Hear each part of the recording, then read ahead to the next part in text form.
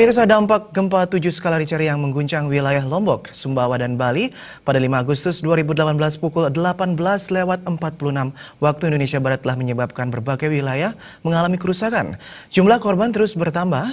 Data sementara yang berhasil dihimpun Posko BNPB mencatat sebanyak 105 orang meninggal dunia, 236 orang luka-luka, ribuan rumah rusak dan pengungsi mencapai ribuan jiwa yang tersebar di berbagai lokasi. Informasi dan Humas BNPB Sutopo Purwonugroho dalam press release-nya menyatakan jumlah korban dan kerusakan akibat dampak gempa diperkirakan akan terus bertambah, mengingat belum semua daerah terdampak gempa dapat dijangkau petugas tim SAR gabungan. Juga dugaan adanya korban yang tertimbun bangunan yang roboh belum dapat dievakuasi oleh petugas. Tim SAR gabungan terus menyisir daerah-daerah terdampak gempa untuk melakukan evakuasi.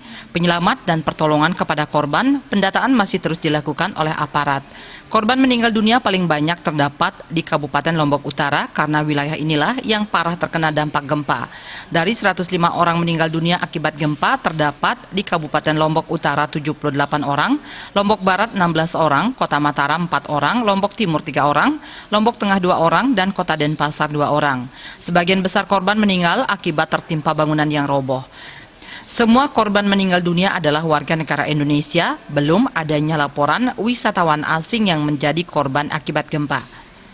Sementara itu, upaya evakuasi, penyelamatan, dan pertolongan kepada korban terus dilakukan oleh tim SAR gabungan. Jumlah pengungsi belum dapat dipastikan, diperkirakan ribuan pengungsi tersebar di berbagai lokasi. Bantuan juga belum dapat didistribusikan merata karena terbatasnya jumlah logistik yang ada.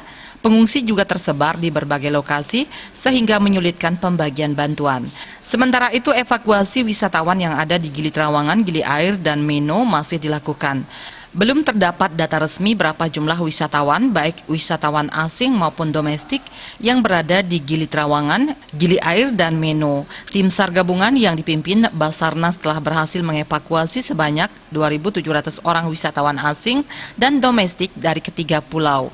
Wisatawan dievakuasi ke Pelabuhan Bangsal, Kabupaten Lombok Utara, menggunakan 9 kapal. Ribuan wisatawan dan karyawan hotel masih dalam proses evakuasi keluar dari ketiga pulau tersebut. Masyarakat dan wisatawan di NTB dan Bali dihimbau tetap tenang dan meningkatkan kewaspadaannya, tidak terpancing pada informasi-informasi yang menyesatkan. Tim Liputan Bali TV.